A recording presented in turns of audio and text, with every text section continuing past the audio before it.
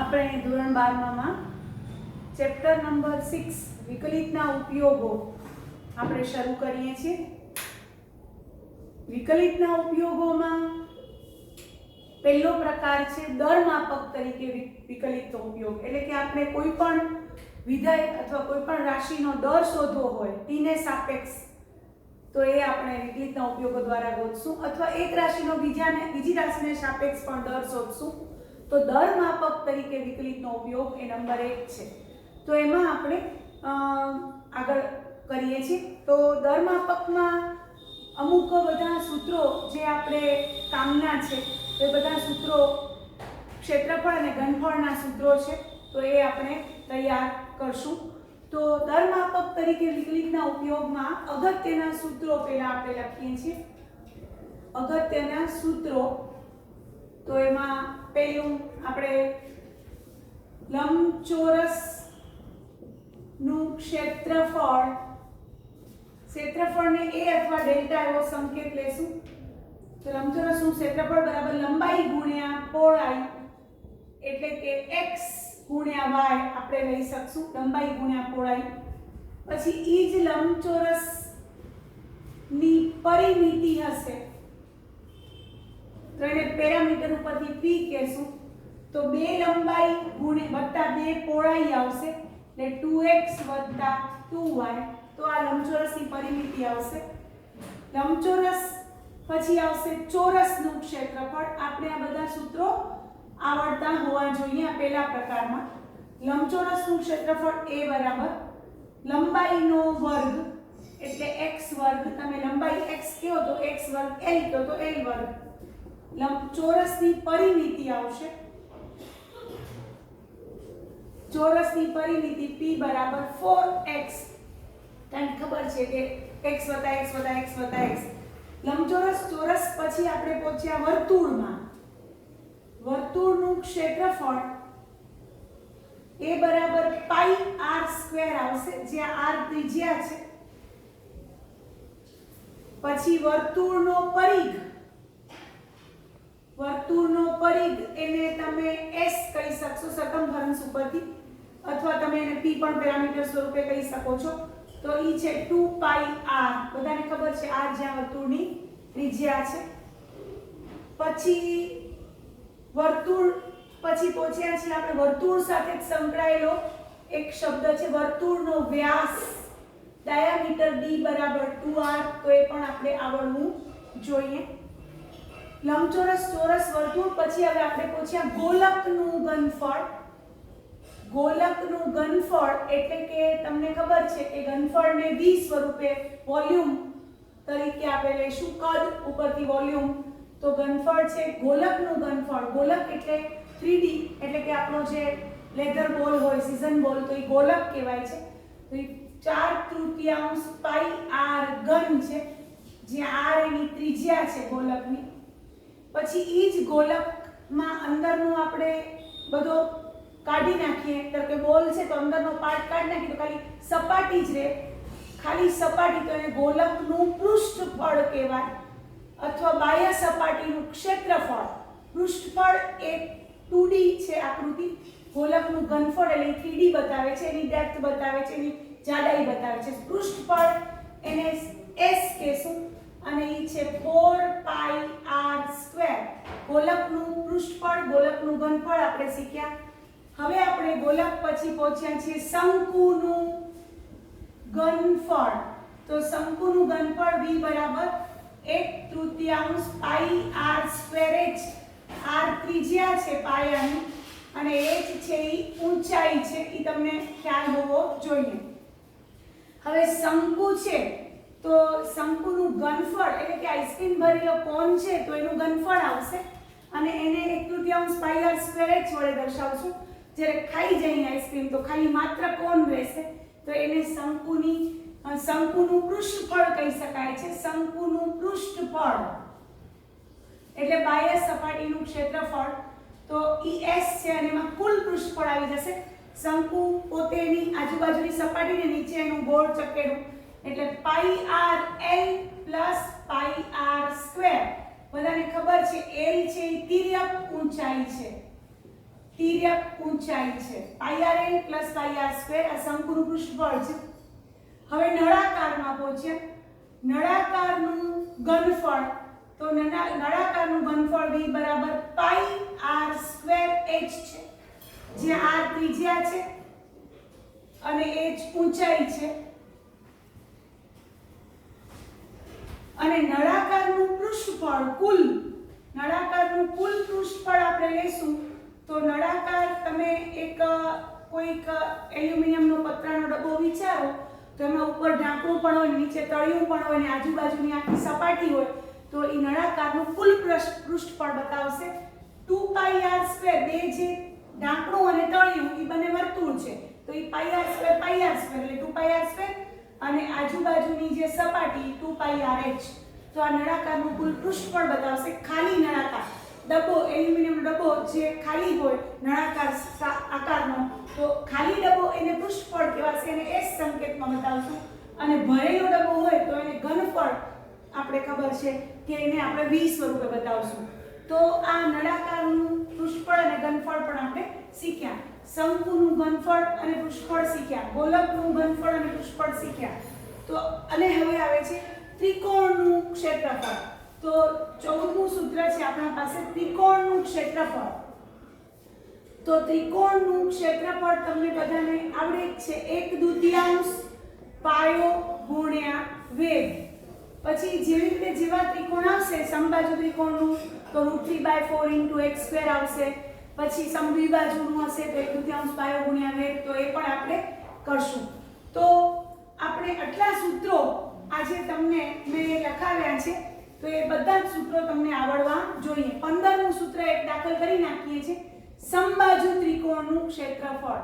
એટલે ટોટલ 15 સૂત્રો તમને આવડવા જોઈએ, કારણ કે આપણે જ્યારે પહેલો પ્રકાર શીખશું તેમાં આ સૂત્રો આવડશે તો જ આપણે વિધાય બનાવી શકશું અને વિધાય હશે તો એનું વિકલન કરી શકશું. સમબાજુ ત્રિકોણનું ક્ષેત્રફળ √3/4 * x², √3/4 * x², જ્યાં x છે એ બાજુની લંબાઈ દર્શાવે છે. તો આ રીતે આપણે 15 સૂત્રો હાલ ઘડી તૈયાર કર્યા છે. હવે આપણે પહેલો દાખલો આપણું ઉદાહરણ નંબર 1 આપણે દર માપક તરીકે વિકલિતનો ઉપયોગ પહેલો ચાલુ કરીએ છીએ. તો પહેલો દાખલો છે આપણી બુકમાં 162માં પાના ઉપર ઉદાહરણ 1 5 સેન્ટીમીટર ત્રિજ્યાવાળા વર્તુળના ક્ષેત્રફળમાં તેની ત્રિજ્યાને સાપેક્ષ થતા ફેરફારનો દર શોધો. તો આમાં વર્તુળના ક્ષેત્રફળનો ઉપયોગ આવશે. વર્તુળનું ક્ષેત્રફળ a બરાબર πr² આપણે લેશું અને એનો ત્રિજ્યાને સાપેક્ષ એટલે ત્રિજ્યાને સાપેક્ષ દર એટલે dA/dr આપણે શોધવાનું છે. એક રાશિનો બીજી રાશિને સાપેક્ષ અથવા એક વિધેયનો બીજા વિધેયને સાપેક્ષ આપણે દર શોધશું. તો બધા ખાસ જોશે બંને રીતે દર શોધશું. t ને સાપેક્ષ જ્યારે કરશું ત્યારે વધવાનો દર, ઘટવાનો દર અથવા વૃદ્ધિ દર, ક્ષય દર કહેવાશે. એ સમયને સાપેક્ષ હશે, નહીંતર એક રાશિનો બીજી રાશિને સાપેક્ષ પણ હોય. આ એક્ઝામ્પલમાં વર્તુળનું ક્ષેત્રફળ, આ એક્ઝામ્પલમાં વર્તુળનું ઉદાહરણ 1 એમાં વર્તુળનું ક્ષેત્રફળ છે a બરાબર πr², જ્યાં r છે એ વર્તુળની ત્રિજ્યા છે. r વર્તુળની ત્રિજ્યા દર્શાવે છે. તો આપણે એનો r ને સાપેક્ષ વૃદ્ધિ દર શોધવાનો છે, r ને સાપેક્ષ દર શોધવાનો છે, ફેરફારનો દર. તો dA/dr આપણે કરશું, આનું r ને સાપેક્ષ વિકલન કરશું. પાઈ અચળ છે, r² નું 2r, r ને સાપેક્ષ એટલે 2πr થશે. પછી આપ્યું છે કે જ્યાં r બરાબર 5 સેન્ટીમીટર છે તો તમારે dA/dr શોધવાનો છે, પણ r બરાબર 5 પાસે એટલે તમારે 2π ગુણ્યા r ની જગ્યાએ 5 મૂકવાના એટલે 10π અને એનો એકમ લખશું સેન્ટીમીટર પ્રતિ. હવે તમને ખબર છે dA/dr એટલે સેન્ટીમીટર સ્ક્વેર પ્રતિ સેન્ટીમીટર, કારણ કે ક્ષેત્રફળનો સેન્ટીમીટર સ્ક્વેર લેશું અને dA/dr છે r નો સેન્ટીમીટર લેશું તો આ રીતે એનો એકમ સેન્ટીમીટર સ્ક્વેર પ્રતિ સેન્ટીમીટર આવશે.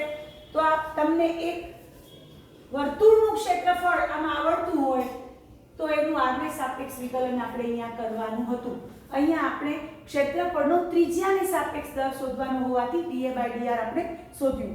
હવે ઉદાહરણ 2 માં આપ્યું છે એક સમઘનનું કદ 9 સેન્ટીમીટર ક્યુબ પ્રતિ સેકન્ડના દરથી વધે છે. એક સમઘનનું કદ 9 સેન્ટીમીટર ક્યુબ પ્રતિ સેકન્ડના દરે વધે છે. તો આપણે સમઘનનું કદ બે સૂત્રો આપણે આમાં વાપરશું, જે આપણે લખી નાખીએ. લંબઘનનું કદ એટલે લંબાઈ ગુણ્યા પહોળાઈ ગુણ્યા ઊંચાઈ થશે, અને સમઘનનું કદ એટલે લંબાઈનો ઘન અથવા x ઘન આપણે એ રીતે યાદ રાખશું. તો આ દાખલામાં આપણે એક સૂત્ર નવું વાપરીએ છીએ, અને જે છે સમઘનનું કદ આપ્યું છે. એક સમઘનનું કદ 9 સેન્ટીમીટર ક્યુબ પ્રતિ સેકન્ડના દરે વધે છે. એટલે કે સમઘનનું કદ આ દરે વધે છે એટલે dV/dt છે. dV/dt ની વેલ્યુ આપી છે 9 સેન્ટીમીટર ક્યુબ પ્રતિ સેકન્ડ. કદ નથી આપ્યું, કદનો દર આપ્યો છે, આટલા દરથી વધે છે એટલે dV/dt બરાબર 9 સેન્ટીમીટર ક્યુબ પ્રતિ સેકન્ડનો ઈ આપ્યું છે. જ્યારે ઘનની ધારની લંબાઈ એટલે સમઘનની ધારની લંબાઈ જો 10 સેન્ટીમીટર હોય ત્યારે પૃષ્ઠફળ વધવાનો દર. તો સમઘન બે સૂત્રો તમે અહીંયા આ એક્ઝામ્પલમાં પહેલા એક્ઝામ્પલ નંબર 2 છે, ઉદાહરણ 2 છે, એમાં તમે બે સૂત્રો તમે લખજો. બે સૂત્રો લખશો. સમઘનનું કદ અથવા ઘનફળ, સમઘનનું ઘનફળ પણ કહી શકો, કદ પણ કહી શકો. v બરાબર x ઘન, જ્યાં x છે એ બાજુની લંબાઈ બતાવે છે. બરોબર. હવે તમને કહ્યું, અને સમઘનનું પૃષ્ઠફળ પણ સૂત્ર લખી નાખીએ છીએ. સમઘનનું પૃષ્ઠફળ એટલે કે બાહ્ય સપાટીનું ક્ષેત્રફળ, તો ઈ છે 6x². ઈ યાદ રાખજો. આ બંને સૂત્રો સમઘનનું કદ v બરાબર x ઘન અને સમઘનનું પૃષ્ઠફળ x બરાબર 6x² છે. હવે તમને આપ્યું છે dV/dt બરાબર 9 સેન્ટીમીટર ક્યુબ પ્રતિ સેકન્ડ. ઈ સમઘનના કદનો ફેરફારનો દર અથવા વધવાનો દર આપ્યો છે. હવે એના પછી આપ્યું છે કે એના ધારની લંબાઈ એટલે x બરાબર 10 સેન્ટીમીટર આપેલા છે. તો આપણે શોધવાનું છે ds/dt એટલે કે પૃષ્ઠફળ વધવાનો દર આપણે શોધવાનો છે. તો હવે આપણે એક્ઝામ્પલ કરીએ છીએ આગળ.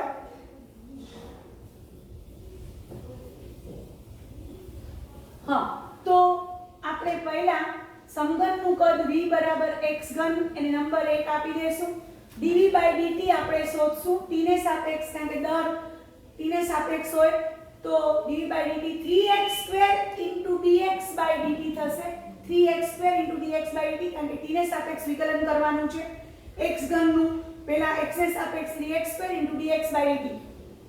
હવે તમને dV/dt 9 આપ્યો છે, આયો 3x 10 આપ્યો છે એટલે 10 નો વર્ગ બરાબર આવે dx/dt એટલે 9/300. 9/300 ઈ તમારા dx/dt આવ્યા.